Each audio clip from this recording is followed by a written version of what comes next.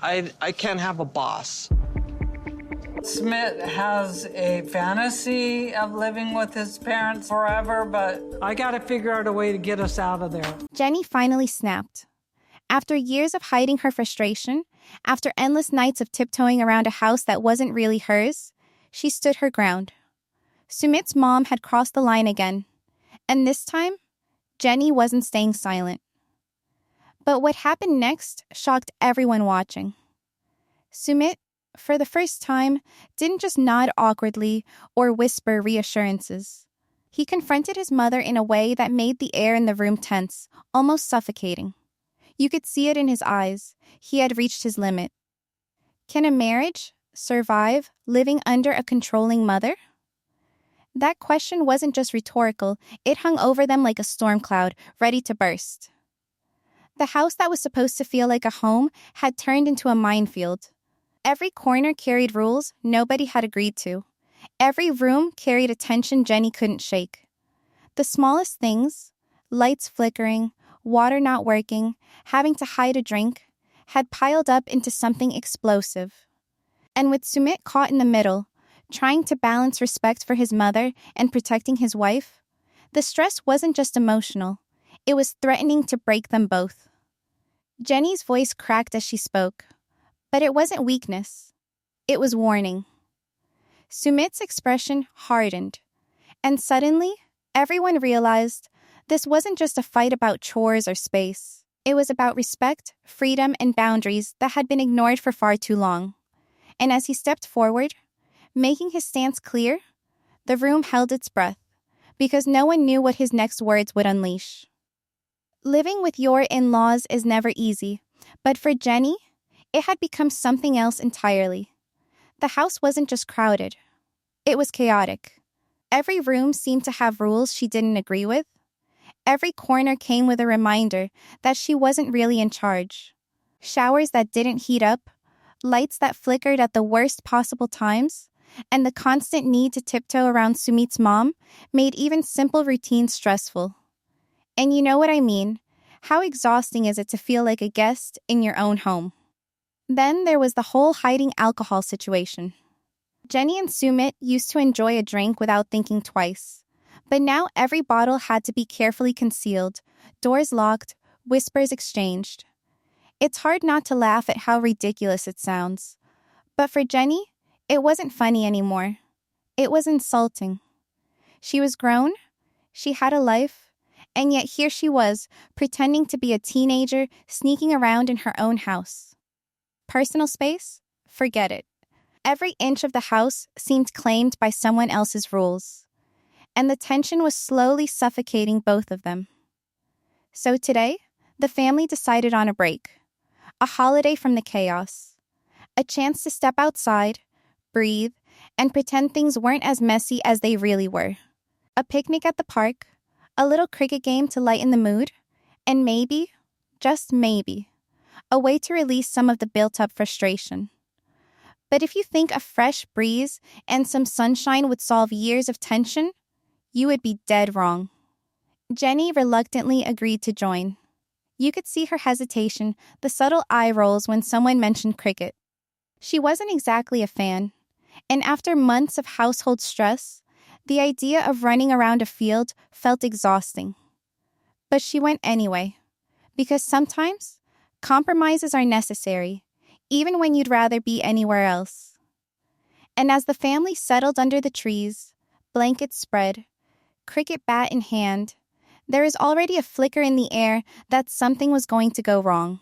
Little things, tiny gestures, small annoyances, they were all simmering just beneath the surface. You could almost feel it, the way a quiet room hums before a storm breaks. Today was supposed to be a reset, but the question lingering quietly was whether any of them could truly relax, or if this outing was just the calm before the next eruption. The picnic started off almost like a dream. Sunshine, green grass, and a sense of freedom from the chaos of home. Blankets spread out, snacks laid down, and for a moment, it seemed like Jenny and Sumit could breathe. Even the cricket bat looked harmless in the beginning, more like a prop for family fun than a trigger for chaos. Sumit laughed, his mom smiled, and Jenny hesitated. But slowly, she started to enjoy herself. You could almost feel her shoulders relaxing. Just a little. But calm never lasts long in this house. It wasn't long before the first sign of trouble appeared. A ball came flying and hit Jenny squarely on the shoulder.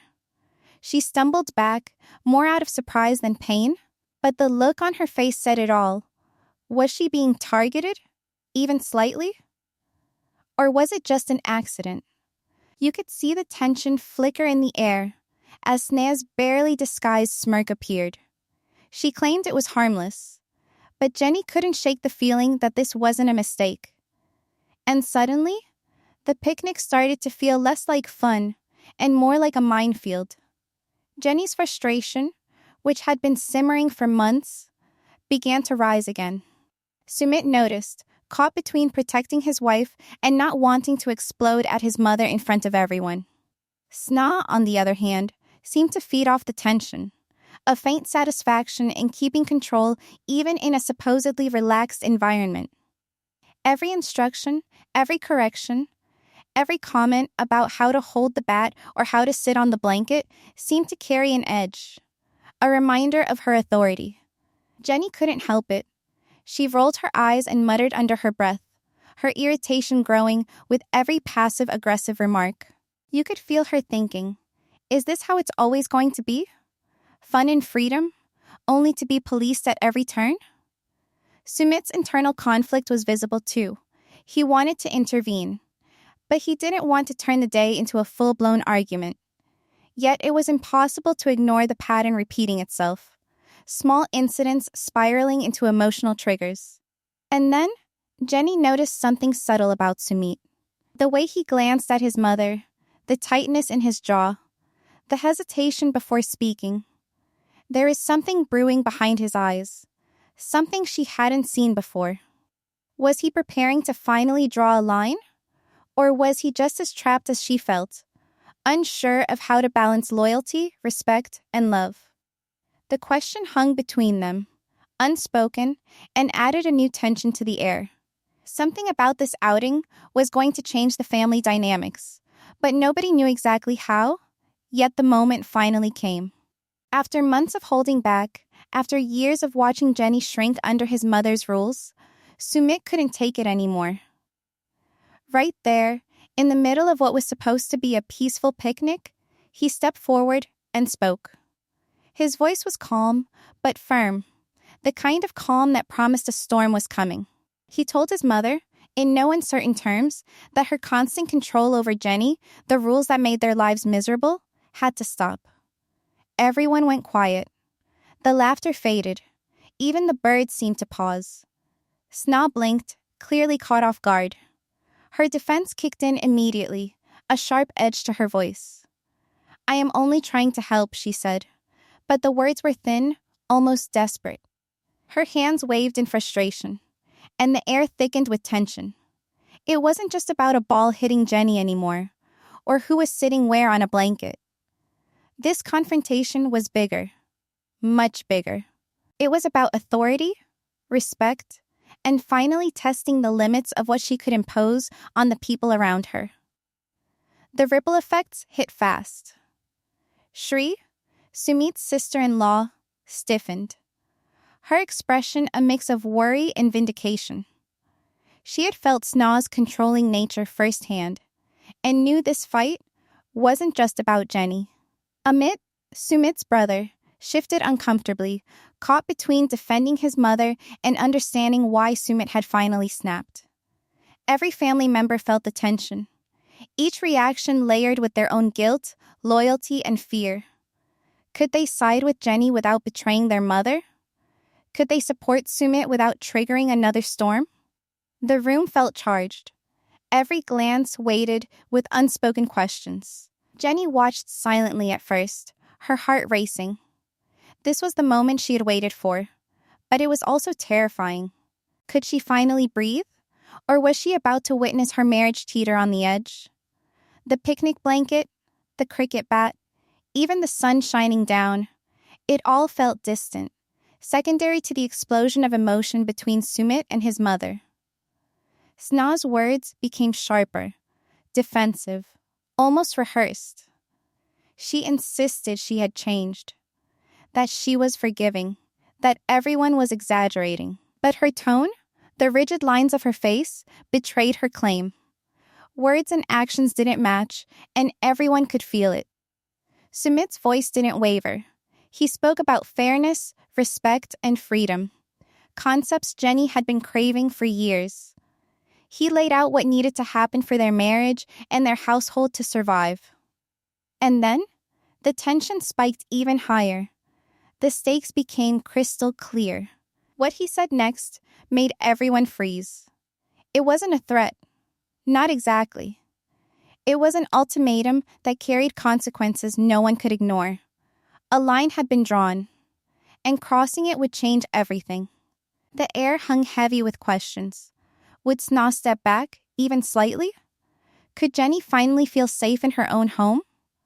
Was this confrontation the turning point that would save a marriage, or the moment it all began to unravel?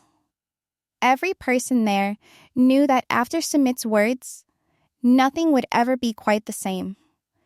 Jenny slumped onto the picnic blanket, a mix of exhaustion and disbelief written across her face. Months of holding back, tiptoeing around rules, pretending everything was fine, it all came crashing down at once. Her anger simmered, not just at her mother-in-law, but at the unfairness of it all. The shower that never worked, the hidden drinks, the constant reminders that she wasn't really in control of her own life, it felt relentless. She had tried to stay patient, tried to accommodate, but patience had a limit. And today, everything boiled over. Sumit stood nearby, torn. On one hand, he wanted to respect his mother, honor the family he grew up with. On the other, he saw the toll it was taking on his wife, on their marriage, on the life they were supposed to be building together.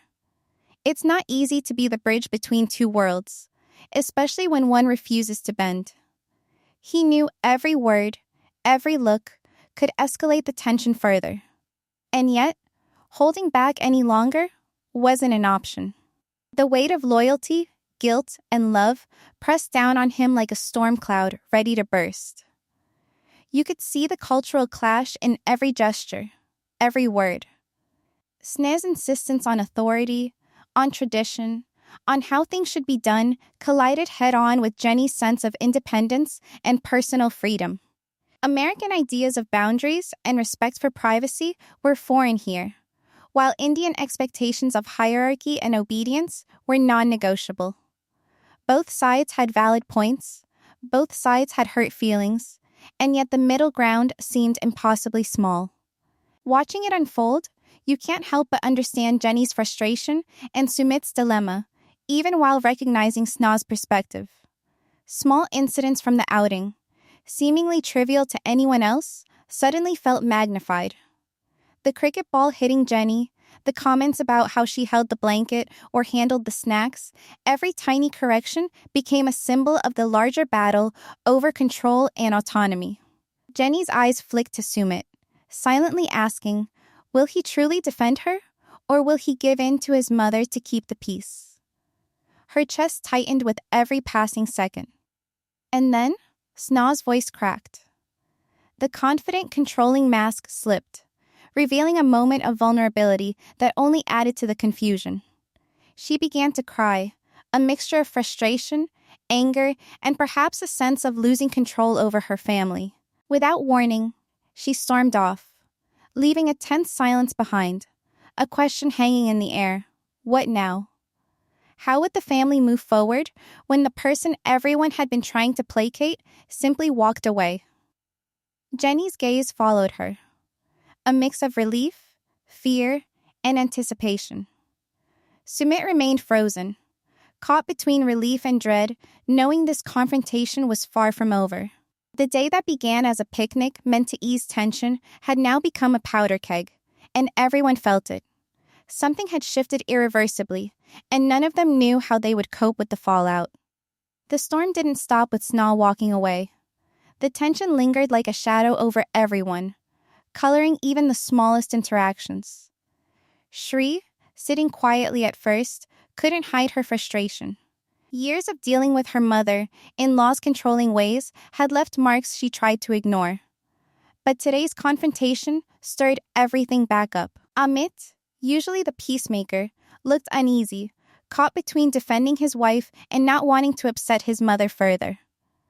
Even Sumit and Jenny, though trying to regroup, felt the ripple of Sna's temper and authority pressing on them from every angle. Back at home, life continued. But nothing felt normal. The cafe, a place meant to bring the family together, now seemed like a battlefield. Orders were taken under tension, conversations were clipped, and every minor mishap felt like it could explode into a fight. Money matters, already stressful, became another source of friction. When finances are intertwined with family, disputes over work or contributions can quickly magnify personal grudges. Could Jenny and Sumit focus on their marriage while navigating these constant reminders of control and chaos? Would you handle this differently if your personal life and professional life were so tightly tangled? Even small gestures from Sna carried weight. She refused to compromise on routine chores, insisted the house be run her way, and dismissed any suggestion that she ease up. It wasn't just stubbornness, it was a statement of power. And yet, subtle alliances began forming among her children. Shri exchanged a knowing glance with Sumit, a silent acknowledgement that maybe, finally, they weren't alone in questioning Sna's methods. Amit, though hesitant, seemed to weigh the idea that standing with his siblings might protect the household from further emotional damage. Every conversation, even casual ones about the cafe or groceries, was now loaded with tension. Jenny felt the exhaustion in her bones, the helplessness of wanting peace, but seeing old patterns repeat. Sumit carried the double weight of trying to shield his wife while not tearing his family apart. The air seemed to vibrate with unspoken rules, lingering anger, and historical grudges that refused to die quietly. And here's the twist. Something from the past, long buried but never forgotten, was about to resurface. A minor dispute, an old grudge, a decision that had been glossed over for years, suddenly had the potential to blow everything wide open. Every family member sensed it, even if no one could name it yet. The picnic fight wasn't an isolated incident, it was just the beginning. The spark lighting up old wounds that could erupt at any moment. After the dust settled, Jenny and Sumit found a quiet moment to catch their breath. The picnic had been meant as a break, but instead, it became a mirror for everything they'd been avoiding. Jenny's frustration wasn't just about a softball or a few words from Sna. It was about respect, about autonomy, about finally realizing that her needs mattered. Sumit's anger wasn't only about defending his wife. It was about loyalty, guilt, and the impossible task of balancing love for Jenny with respect for his mother. Watching them navigate this, you start to understand the psychological toll. Living with someone who never yields control wears you down over time. You learn to suppress your feelings, to shrink your own wants, and eventually, it all boils over in moments like today. Jenny's snapping, Sumit's confrontation, they were the inevitable result of constant pressure. And honestly, you can't help but empathize. It's exhausting just watching it. Every family has lines that shouldn't be crossed, but how do you enforce them when tradition and culture clash with personal freedom? Even with the arguments behind them, lessons emerged. Setting boundaries isn't easy, especially when guilt and love pull you in different directions. Standing up for yourself can feel risky, but sometimes it's the only way to protect what's most important: your marriage, your mental peace, your dignity. And yet, the irony is clear. Asserting these boundaries almost always triggers resistance, especially from someone used to controlling the narrative. That resistance can feel personal, but often, It's about habit and fear of change. Jenny laughed dryly at one point, shaking her head at the absurdity of it all. I can't believe we're arguing over a picnic, she said. And you think, yes, that's exactly the point. The small incidents carry the weight of years. Every little trigger stacked on top of the last. Sumit, equally exasperated, admitted he hadn't realized how much he'd compromised over the years. Watching both of them, it's impossible not to reflect on our own lives. How much are we bending for others? How much patience is really healthy before it becomes resentment? And yet, even as they processed the emotions, the underlying tension hadn't disappeared. There was a sense that this confrontation was far from the last. The family dynamics were still volatile, the cafe still a powder keg, and Snaw's stubbornness hadn't softened. Something else was brewing, something that could reignite the conflict and drag everyone back into the storm. The question hung in the air. Who would crack first next, and what new chaos would surface when it did? The picnic was over, but the tension hadn't left. Jenny's frustration, Sumit's courage to finally confront his mother, and Snaw's refusal to bend created ripples that touched every corner of the family's life. What seemed like a simple family outing turned into a full-blown reckoning. Every glance, every word exchanged after that confrontation carried weight. Marriages were tested, alliances quietly formed, and old grudges resurfaced in ways no one could ignore. The emotional stakes had never been higher. For Jenny, this was more than just arguing with her mother-in-law. It was about claiming a voice, reclaiming autonomy, and protecting her marriage. For Sumit, it was about walking a tightrope between respect for his family and defending the woman he loves. And for Sna, this was about maintaining control, proving authority, and refusing to admit that her way wasn't always the right way. Everyone was left questioning their roles, their loyalties, and the future of their relationships. With every unresolved tension, the question lingers, can this family survive without more damage? Even minor household issues now felt like potential sparks. The cafe, finances, and daily routines were all under a microscope, and any small slip could reignite conflict. Behind the smiles and polite nods, everyone was thinking about the arguments, the lines crossed, and the emotional scars left behind. Alliances had subtly shifted, and you could sense that the balance of power within the family was quietly changing. Some were standing with Sumit and Jenny, while others hesitated, unsure if challenging Snaw was worth the risk. And the real drama isn't over. Something is simmering just beneath the surface. Soon, someone in the family is going to reach a breaking point, finally say enough, and force decisions that could have lasting consequences for marriages, relationships, and the family's future. The unresolved tension, the grudges, and the unspoken rules aren't going away. They're waiting, ready to erupt at the slightest spark, and when they do, no one will be untouched. As they head back from the park, the question lingers in the air. Who will finally push back hard enough to change the family dynamic? And when that happens, how will everyone cope with the fallout? The answers aren't clear, but one thing is certain. The next confrontation is coming, and it's going to be explosive.